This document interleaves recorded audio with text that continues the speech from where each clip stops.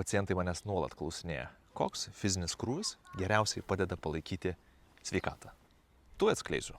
Daržininkystė ir sodininkystė, bei visokie ūkio darbai. Begalinė sodo darbų įvairovė reikalauja ir įvairiai judėti. Labai svarbu gebėti nusileisti prie žemės ir taip mes galime įjungti pilnus savo sąnarius. Ir kėdžių kultūroje dabartinėje retai mes tą ir darome. Augalai nuolatos prašo mūsų leistis žemyn. Pastovus svorio kilnojimas aukštyn žemyn ne tik tai sustiprins širdies kraujagyslių sistemą, bet ir padės palaikyti stiprias kojas, kas reikalinga kasdieniam judėjimui.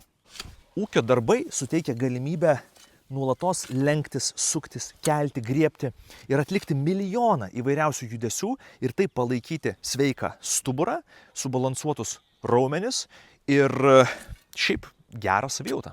Svarbu, kad ne vienas darbas neužtruktų per daug, per intensyviai ir per ilgai. Turime prisiminti, kad gydo įvairovė, o ne monotonija. Geriausia būtų padaryti vieną darbą, paskui trupučiuką kitą darbą. Nežinau, ką aš čia darau tiesą.